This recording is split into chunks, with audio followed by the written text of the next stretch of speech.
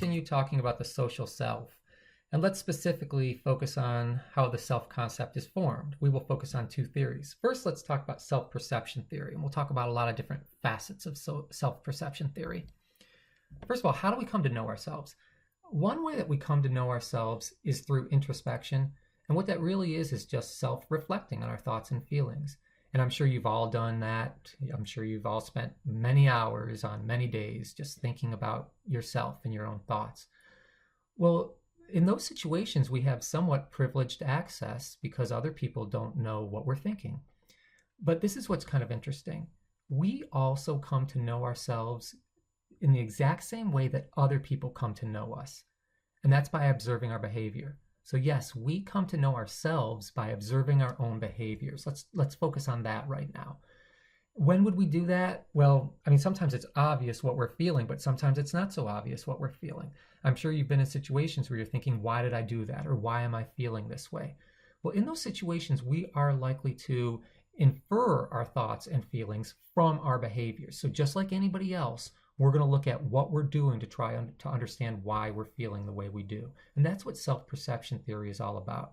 Here's a good example. Look at this kid right over here. Let's assume that he's a college student and he wants to be in a fraternity and he's being hazed. And when you go through hazing, you often have to jump through a lot of hoops to prove that you really want to be a member.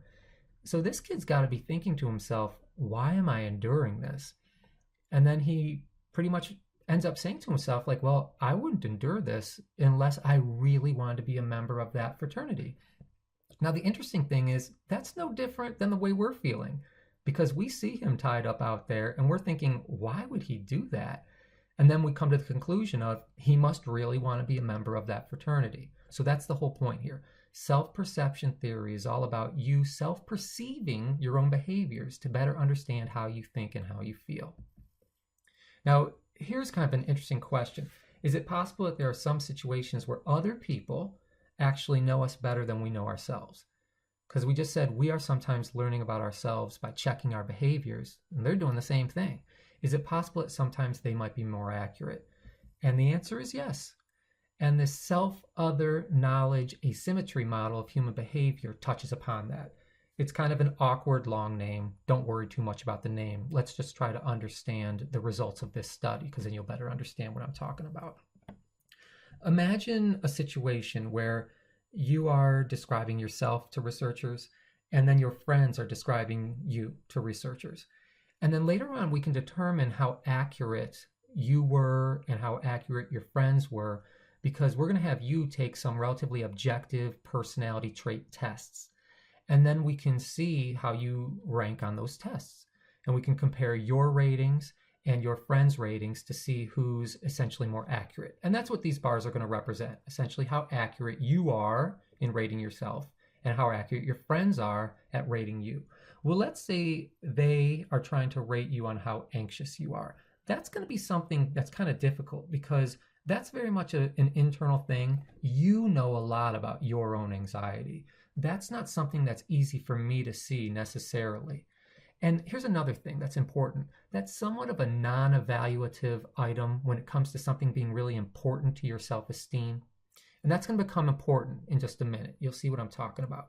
But in these situations, when we're talking about some relatively internal thing like anxiety, and when that thing like anxiety is not so central to your self-esteem, then you tend to be more accurate than your friends in describing yourself. All right, so that's probably not something that's so incredibly strange to you. You probably would have predicted that. Now think about something like how talkative you are. Here's where you do not have privileged access, because as your friend, I know how talkative you are. And when we measure something like that, you're not necessarily likely to be any more accurate than I am, because that's something that's very observable.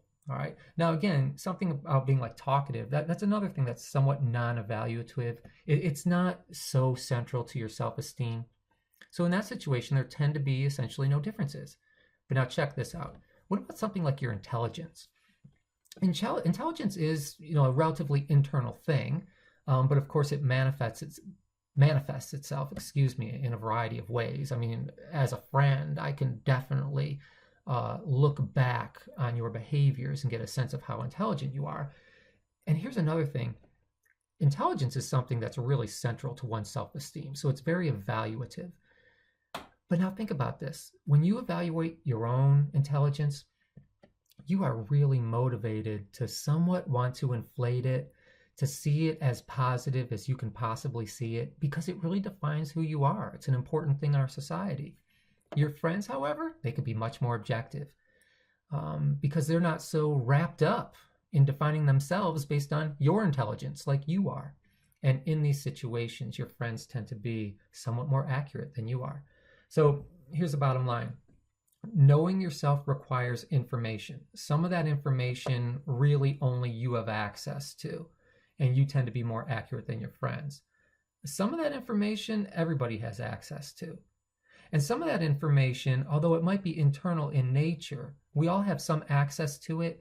And particularly if I'm not all wrapped up in it because your intelligence level doesn't define me, I might tend to be more accurate. So this is really kind of an interesting way of looking at how we come to know ourselves. Sometimes when we come to know ourselves, we're not really accurate because we really have this bias to inflate our sense of self-worth. I hope that made sense. Let's talk a little bit more about self-perception and specifically about our self-perceptions of our emotions.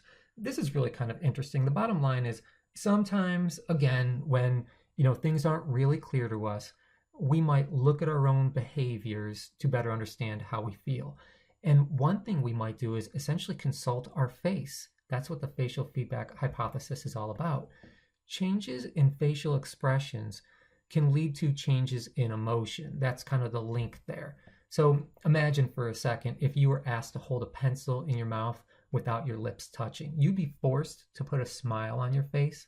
And when people are put in this situation, and I know it's weird to put people in that situation, but that's sometimes what social psychologists do.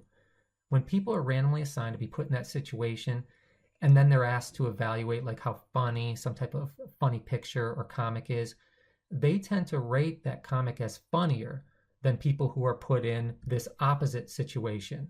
And in this situation, these people were randomly assigned to hold a pencil with their lips. And do you see how it essentially forces that person to frown? So when people are put in this situation, they see that funny comic as less funny. When they're put in this situation, they see that funny comic as somewhat more funny. These people tend to feel happier. These people tend to feel less happy. So in essence, their face is somewhat having an effect on how they feel. Strange, but the results back this up. We can see this as well when people are asked to put on somewhat of a critical face. And in this situation, you can see that this person was asked to take these golf tees that are stuck to her head and asked to kind of cross them. And in that situation, it forces her to make kind of an angry face. And in that situation, people tend to rate themselves as somewhat sadder. So to some extent, people might be consulting their face to infer their emotions. That's how this links to self-perception. Now, facial expressions, though, are not necessary for experiencing emotions, and you probably knew this already. I just wanted to make this clear. But I mean, think about it. Like, I tend to be the type of person who has a poker face. You can tell me almost anything, and I can just have a straight face. And that doesn't mean I'm not feeling very intense emotions. It just means that I'm not necessarily expressing them through my face. And furthermore, there's been some research done with people who have bilateral facial paralysis. That means that she essentially has no control over the movements of both sides of her face. She's not able to make these expressions. But people in her situation, as you would assume, are still able to experience emotions. So clearly, the facial expressions are not necessary to feel the emotions. However, when we make facial expressions, they do influence our emotions. That's the point I'm trying to make. Another thing is that our body posture can very much influence our emotions. So you've probably noticed when people are feeling good, they're often opening up their body. That tends to be associated with feeling good, being confident, being proud. And then you've probably seen people that when they're feeling very inward or sad or somewhat dejected or anxious, they're often kind of closing their body off. So again, there's a relationship between our body posture and our emotion. And sometimes we can look at our body posture and then get a sense of how we feel. So if I'm put in a situation and someone's asking me maybe to do something like, hey, can you come to my class and give a speech? And maybe it's about some topic that I don't feel really confident about. I might kind of close up like that and be like, well, I don't know. I'm not sure how that fits into my schedule. And then I kind of realize that I'm closing up like this, and I'm thinking like, wow, I must be kind of uneasy about this. So again, I'm inferring my emotion based on my body posture. This person's almost giving themselves a big needed hug. So why is it possibly that facial feedback influences emotion? Well, there can be some potential explanations. One, of course, is self-perception, like we've been talking about. There's some research to back this up. Like, for example, if you randomly assign some people to smile and look in the mirror, and then other people just to smile, the people who are smiling and looking in the mirror, they're actually able to see that emotion. They tend to rate themselves as happier. So it could be that we are perceiving what we are doing, and that's informing how we feel. Essentially, like, I'm smiling, I must be happy. Another explanation is that when our face changes to express these emotions, like when we're smiling, it actually leads to some physiological changes regarding airflow. So if I'm smiling, theoretically speaking, more air is able to flow through, and that can lower my brain temperature and make me feel good. I know that seems really strange, but there is some evidence, at least initially, to back that up. I'm not sure how much that's actually been explored. In my mind, the jury is still kind of out on that. Let's talk about some self-perceptions of motivations. Again, we're talking about how we can, just like everybody else, evaluate what we are doing to better understand our thoughts, our feelings, our emotions. Now we're talking about motivations.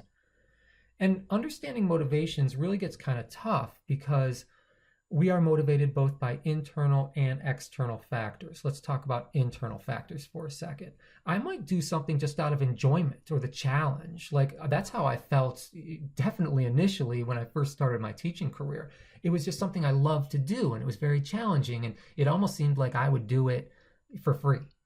Now, of course, times change. I mean, you've gone through this as well, and you start to kind of question why you're doing things. You're like, would I continue teaching if I wasn't getting my salary?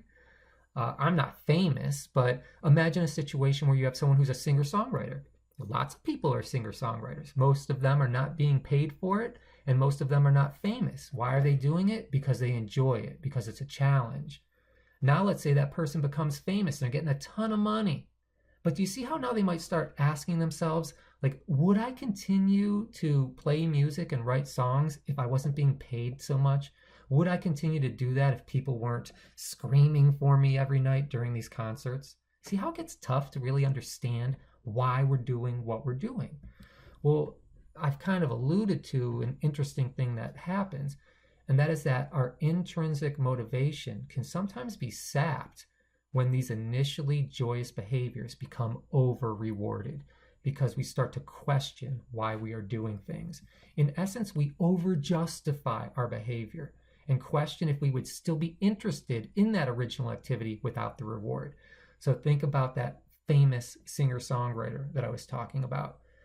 That person starts to wonder, would I really still like singing and writing songs if I wasn't getting paid? We call that the over-justification effect. Now, what's really interesting is the type of reward. When that reward is very external, something like money, something like fame, then there are often associations such that people are less interested in that original activity. But when the extrinsic reward is something like verbal praise, or if that reward is completely unexpected, it seems to be less likely to sabotage that original interest that we had. So, if you're that singer-songwriter and I'm saying like, hey, great job, that was a great song and it makes me feel really good, that tends not to undermine your intrinsic motivation for engaging in singing and songwriting. Or if you're out there playing for your friends and someone just overhears you and then somehow they make you become rich and famous overnight, again, at least initially, because that was completely unexpected, that type of reward does not sap your original motivation. Let me just share with you really quickly the results of a famous study that initially found this overjustification effect. It involved some kids, and kids love playing like with markers, for example, and that's what these kids were doing. So they came in originally and they played with some markers, and the researchers measured how much time they played with the markers. They came in like a week later, and they randomly assigned these kids to one of 3 groups. And they made sure the groups were approximately equal in terms of how interested the kids were in playing with markers, which was based on how much time they played with the markers originally.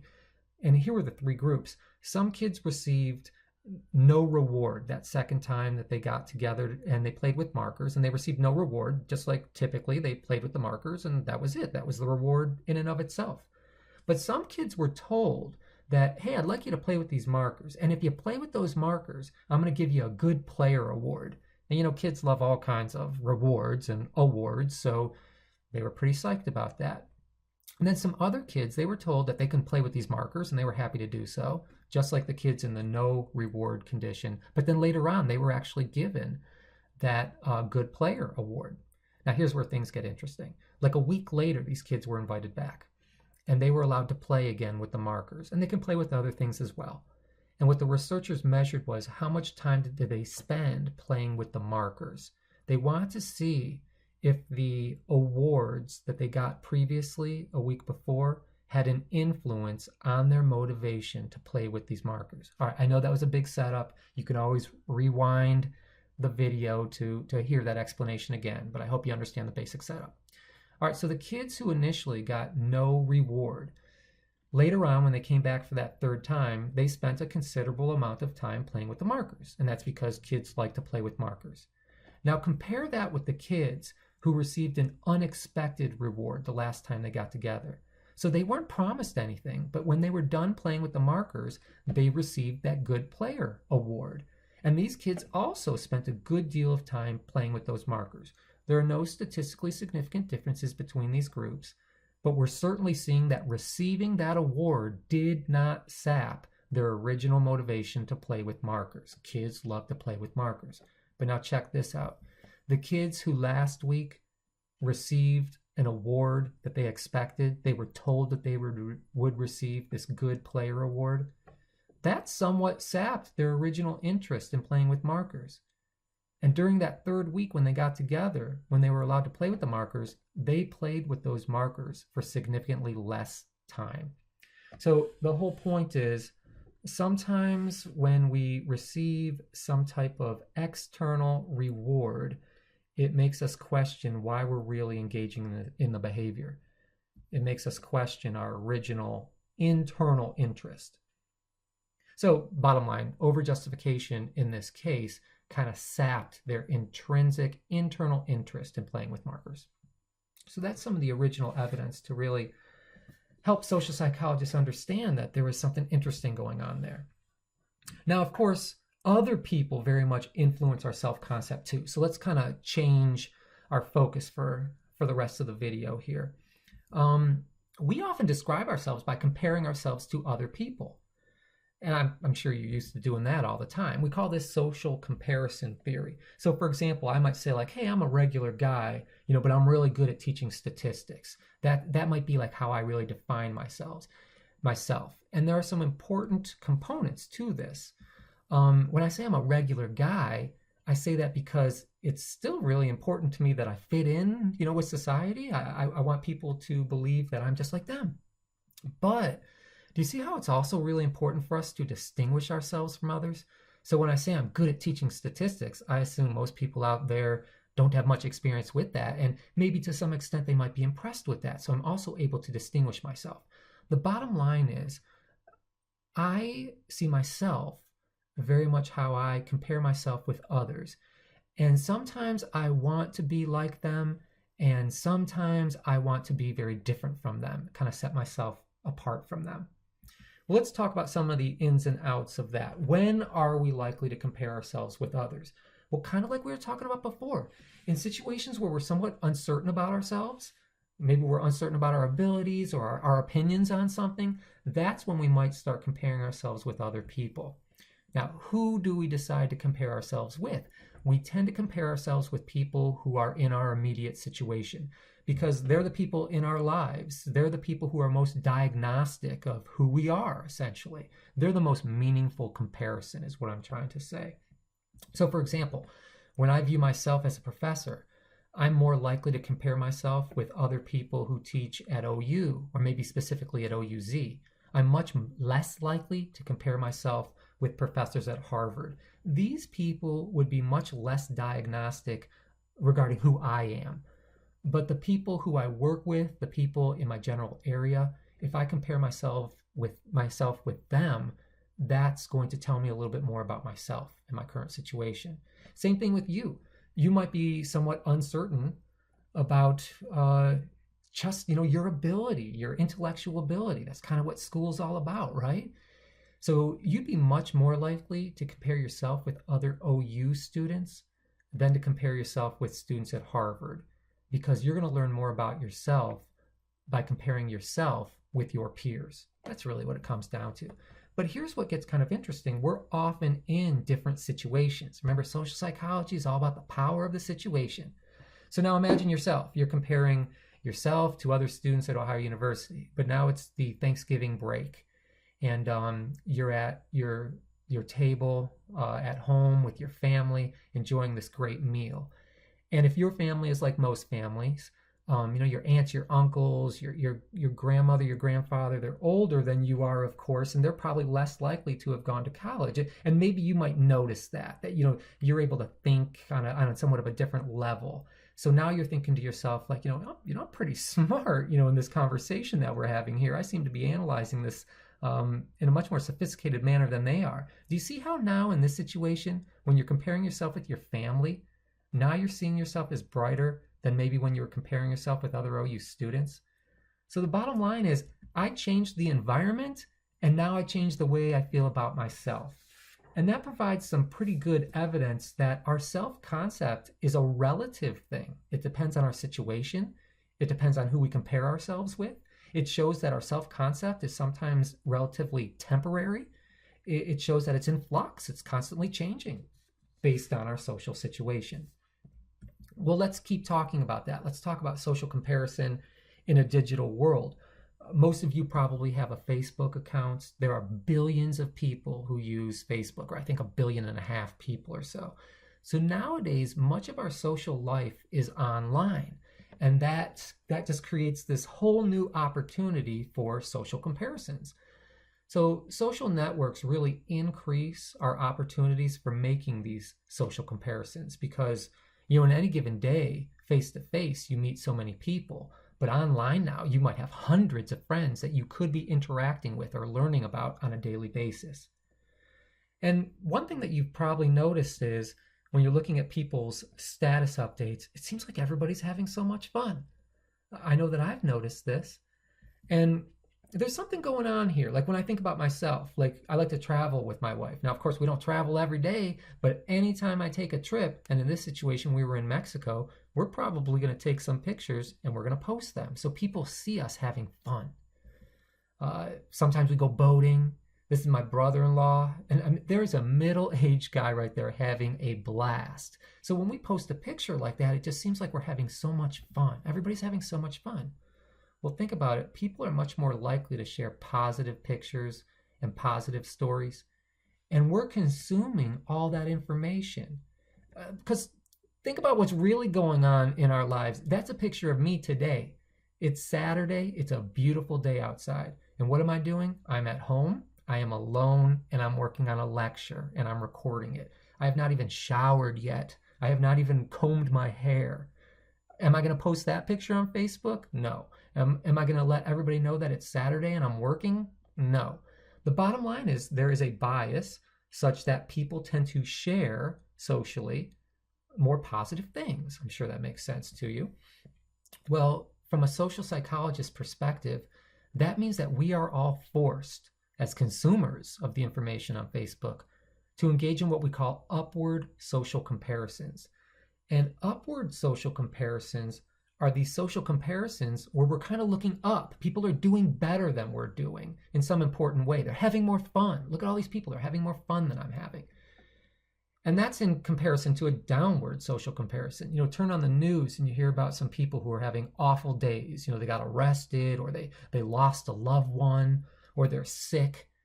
And when we compare ourselves to them, when we do a downward social comparison, we're likely to feel pretty good because we think to ourselves like, wow, our lives aren't that bad today. I'm happy for what I have. But when we open up Facebook and we see everybody sharing these positive pictures and these positive stories, how do you think you're likely to feel? Sometimes you're likely to feel somewhat depressed. Well, some people would call that Facebook depression. And there has been some evidence to show that when people spend a lot of time looking at all these status updates on Facebook, they tend to feel less good. So there's a relationship, a correlation. And that is just based on correlational evidence. However, there is some experimental evidence that kind of confirms that these upward social comparisons on Facebook do lead people to see themselves less favorably. And in these situations, people were randomly assigned to view different profiles, different status updates. Some people were randomly assigned to view status updates that were very positive. So they were forced to make these upward social comparisons. Other people were not randomly assigned to see such positive material. And the people who were randomly assigned to make those upward social comparisons, they were less likely to feel good at that point in time about themselves. So there's something really to it. So what's kind of my take-home message when it comes to Facebook? When you're lurking on Facebook and you're just looking at all those status updates, you're likely to encounter a lot of positive stuff. And lurking is going to lead you to feel like a loser. So stop doing so much of that.